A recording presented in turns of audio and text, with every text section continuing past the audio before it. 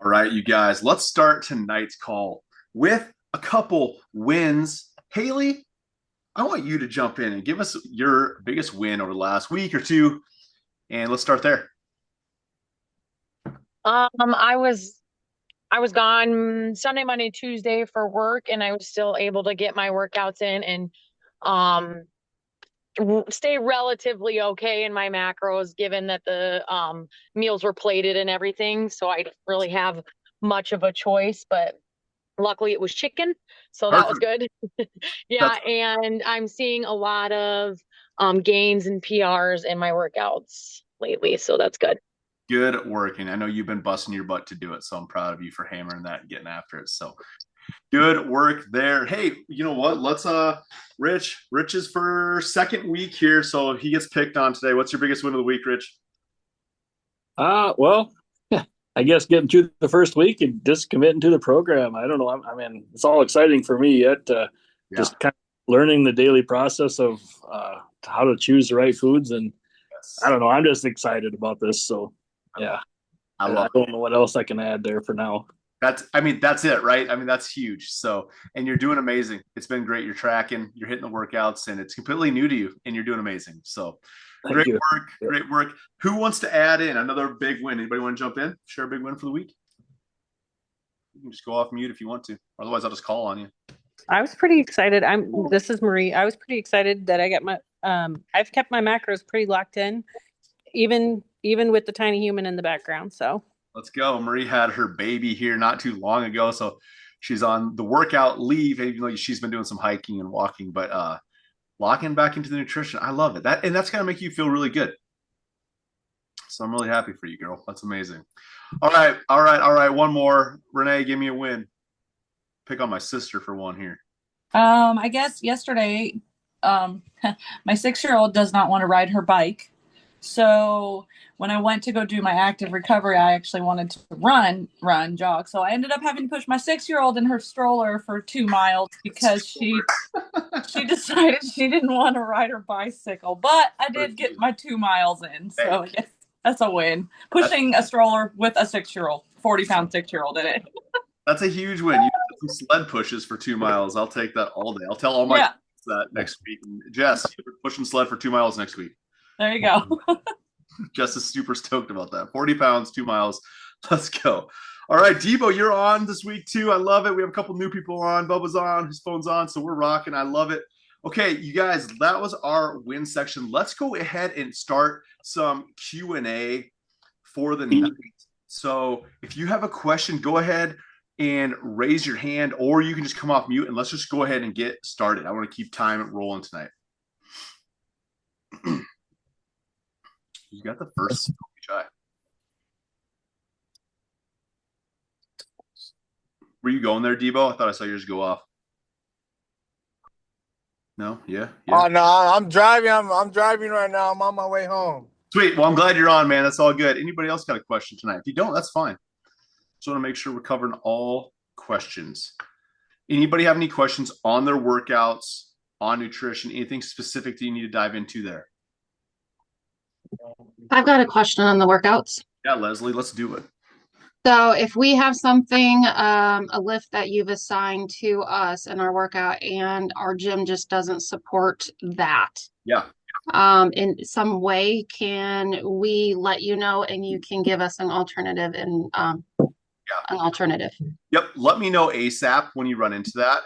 That way I can get it swapped out as soon as I can. Sometimes it'll be like a 24, 48 hour, depending on what day. Like my Tuesdays and Thursdays, sometime when I'm with my one-on-ones. You tell me on one of those days I don't have my laptop on me. So I just have to get home that night and laptop it or when I get home. So yeah, I want you guys to do that. If you're running into some things that, yeah, you don't have at your gym, please tell me. Or if you're like, I know she's not on right now. I had a new girl start here this week too, where there was a couple exercises that were brand new that were just like weren't possible yet. And that's what happens on baseline weeks. That's totally fine. So let me know those things because I might have you be like, okay, we're just going to do 2 reps or we're going to change it up completely. So that's a really good question, Leslie. That just actually helps really everybody in the group. So yeah, which ones are you running into? I don't have at my gym any box jump box, and sometimes you've got things in there, like a step up with a barbell. Yes. I don't have any ability to do that anywhere safe in my gym. Can I interject? This is Renee. Yeah. I have the same thing. Is it Leslie? Yes. Okay. So I have one of those steps I bought at Walmart, like a step stool. Like it's about 8 inches tall that I use to like put stuff up in a closet and stuff. I do my step stuff on that because I work out at home. I don't go to a gym. So I'm just like, if you have a step stool that's sturdy enough to do that, like a sturdy one, I do that. But that's just me. So I just want to just throw that out there for you. Yeah, thanks. I appreciate that. Yeah, you're welcome. I'll get those swapped for you, Leslie. Sure, thanks. You know. All right, what do we got else? Anything else here, folks? I would just say this is kind of for the general group. I have kind of a hard time hitting carbs most days, most weeks. I'm usually like 45 grams to 60 grams at the end of the day trying to get some in.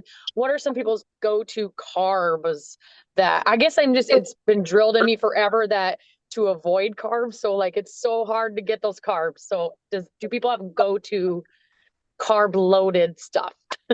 I know Haley's not the only one struggling with this right now. I know there's a handful of other people in here struggling with this too. So this is good. Marie says a banana smoothie with yogurt and PB2. I like that. Yum. Like that. Yeah. Okay, so let's talk about that really quick. So this is a really good one, Haley. I posted this one in the group maybe before you jumped in. Renee goes, I like orzo and protein pasta and veggie. Okay. Yep. Good. So I do like Goodles. Those are like one of my go-tos too. The Goodles mac and cheese. So good. Absolutely. So there's that too. Yeah. What I do with the Greek yogurt, guys, or like the yogurt snack, and you don't have to do Greek, but an easy carb thing in the evening that I help get a little extra protein and carbohydrate in is I'll buy the plain Greek yogurt at Walmart. It seems to be the best price as well as the best macros. And so it has pretty low fat, a little extra protein in it and moderate carb. But this is what I do. I get the protein there, but then I buy the Kodiak Cake brand granola. And so it's actually like a protein granola, but it's relatively higher in carb, Haley. So like, I think one serving has like 35 grams of carbs in it.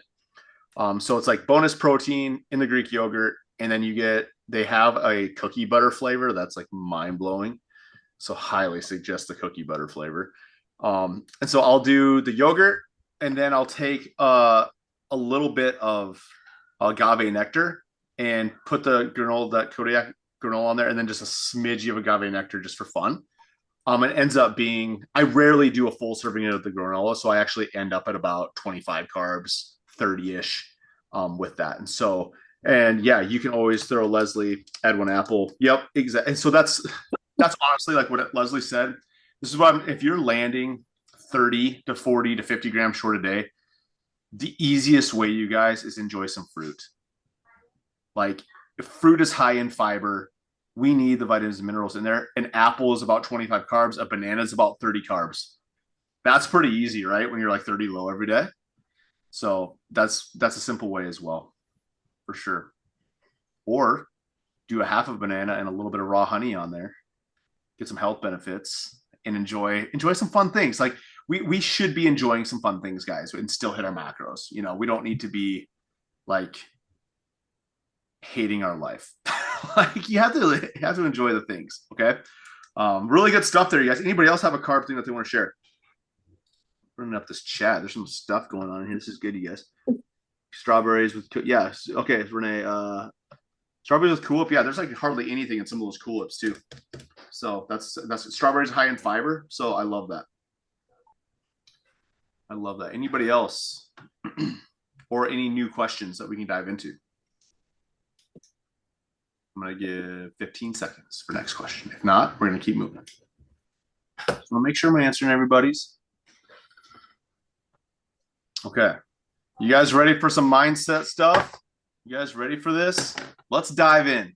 Let's dive into the mindset work. I want us to continue to grow right in our minds and making that connection with our mind to our heart.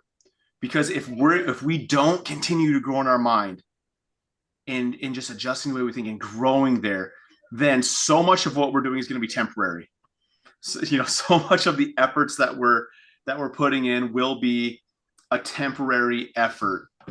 And you see this all the time. You've probably been through it where you lose the weight, gain the weight, lose the weight, gain the weight, whatever. And so much of this has to do with us not realizing who we actually are. And we dove into this a little over a month ago with our first big coaching call with the mindset work. And we really were diving into the identity piece and really starting to see and believe who we actually are. Not always the things that we struggle with and then define ourselves within our struggle, but the truth of our true authenticity. So that was kind of that first piece. And we spent some time on that. And then we started moving into the autopilot piece, right? Pulling ourselves off of autopilot. And that was a deep conversation. Like there were some people that reached out to me after that were like, that was hard. That was like some of that was really hard to face and hard to hear, because when we realize that we are living our life in autopilot and we can pull off of that, then it's realized like, oh, I do have the choice and the freedom to live life the way that I want to and make some hard choices. But we have to face the darkness and some of those things that we're choosing to actually agree with and live in that don't align with who we truly are. So when we start that step one of when we start actually seeing and believing who we are, then we come off autopilot, we start seeing those things that contradict, right, ourselves. And that's where we run into the pieces of when we start a fitness program and you get 2 days in and all of a sudden you're like, I don't want to do this. Why does that happen? Because it demands a change, right? We see things in our life that I can't continue to live the way that I am now that I'm doing this. And that's hard. Like it's hard. Okay, I have to go to the gym now. It's hard. Oh, I have to make better food choices. I have to go grocery shopping. And so is it easier to stay in the frustration that we're currently in? For a big majority of people, it is easier to stay in that frustration that they're in than to make a change to actually be who they truly are. And I get it. It's difficult. It's difficult. And that's why you do this. That's why you're in coaching. That's why you're working to be your true self. And it ends up being like, it's a paradigm, right? Because you already are your true self, but you're also continuing to choose that as your reality. And so all of that, then we start moving into then when you start pulling yourself off autopilot, which I'm hoping that's been a little bit of a theme in your last 3 weeks of just thinking about your choices, is now you start seeing the things that, oh, aren't me, that are me. And then what we need to start doing now is looking deeper into why is it I am doing what I'm doing. And some of those things, yes, you're looking at the negative ones where you're like, why is it that I do this? The ones that frustrate you, like, why did I go emotional eat again? Why did I do this? Whatever. But we also need to look at the positive ones of, oh, I do this because of this. I do, so we have to do both, but we do need to address the ones of why, especially the ones that involve our self-sabotage. So let's just use the emotional eating as a thing. Maybe you don't even know you're emotional eating. Maybe it's just one of those things is, why do I keep binge eating?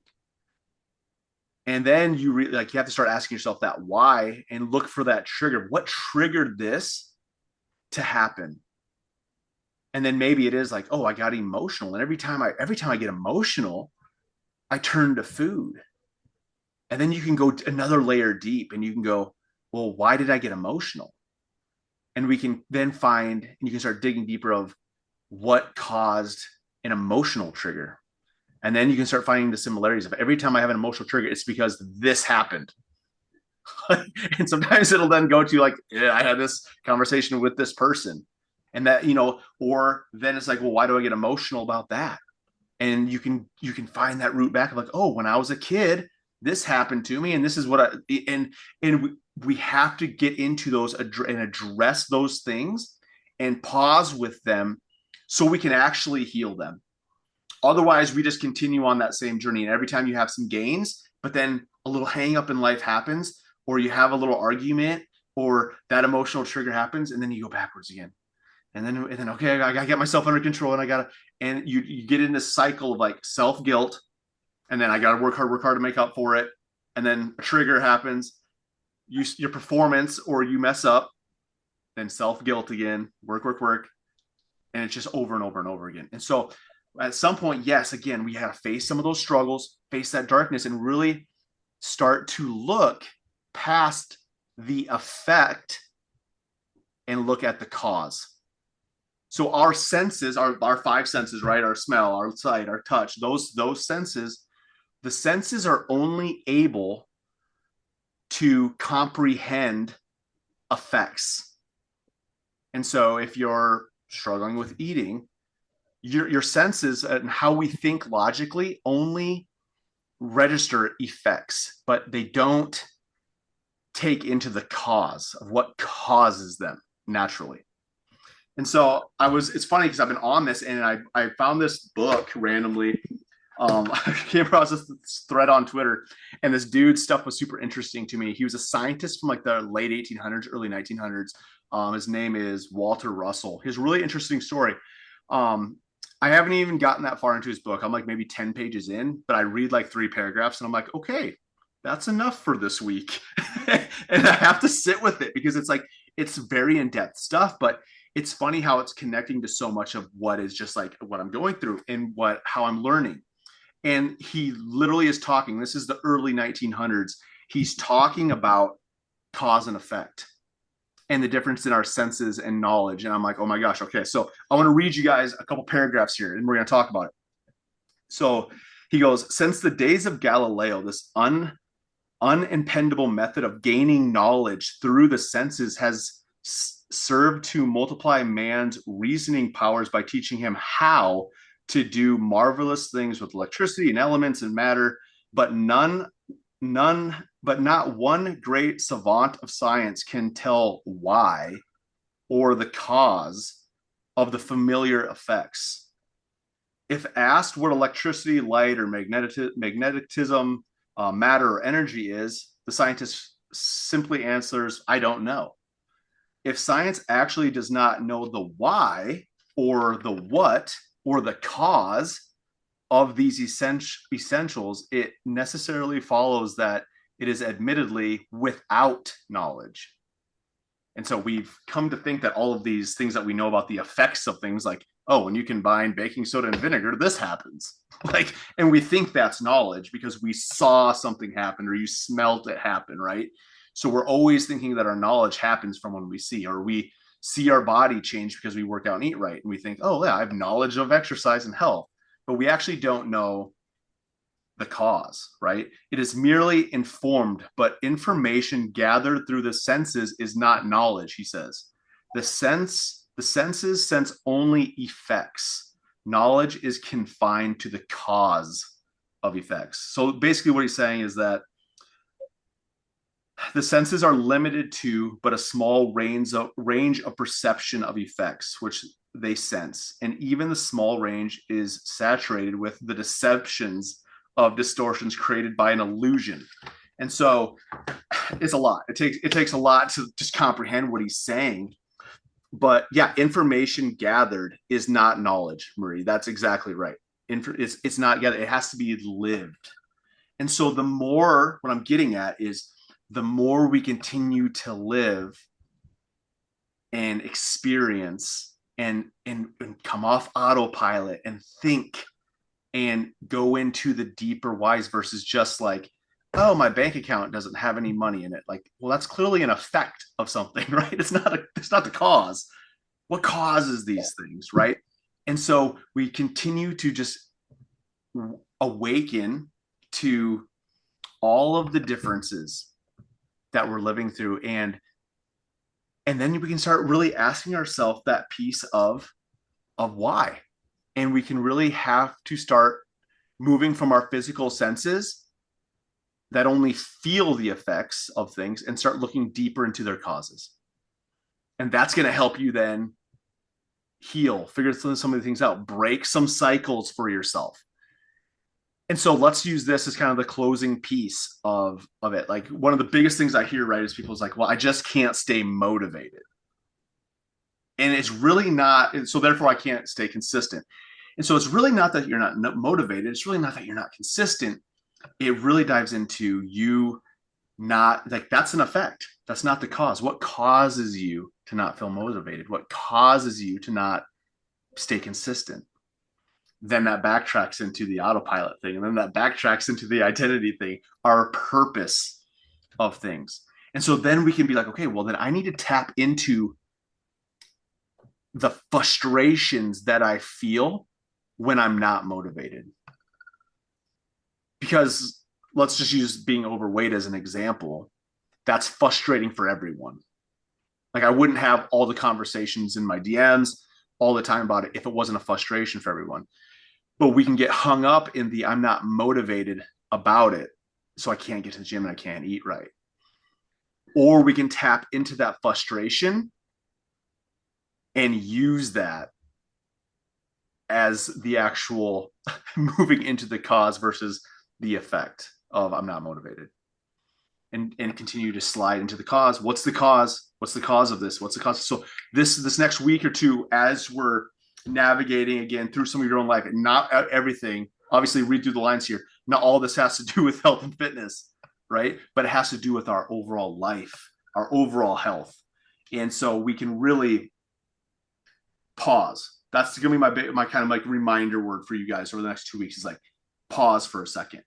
When you're struggling with something, when you're feeling a certain way, and this is any feelings, this doesn't have to do with being unmotivated or anything, but have you ever stopped with the feeling and be like, how is it that I feel? And this really came about to me last week, you guys, with, I had a friend literally ask me, like, you know, how have you been, like, really, like, what are you feeling about some things? And my answer was like, I don't know. And I paused, and I did exactly what I'm telling you guys to do. It's like, I literally paused, and I had to put language to actually how I was feeling, but I couldn't do that until I actually paused and sat with myself. And then it was hard to even come up with the language to match the way that I was feeling. And so, but that took a very intentional pause to do that. That's an example of coming off the autopilot, right? And we can go so easy throughout every single day and never sit with ourselves. And then we wonder why we go years and years and years and years without accomplishing the dreams that we have in our hearts. And that's like one of my biggest things with all of you guys, is like, I want each and every one of you to accomplish dreams that you have in your hearts, or to maybe help you remember the dreams that you have in your hearts, and just give you that freedom to go after them again. Because I don't think there's a greater purpose. Like, that's how you're made. Like, that's what you're made to do. Because that frees up other people to do the same thing. Like, that's world change right there. Marie's clapping. Let's hear Renee. Our minds have control over our bodies. We need a good mindset to achieve our goals. Yes, Marie, fire. Okay. Just want to make sure I wasn't getting behind anything.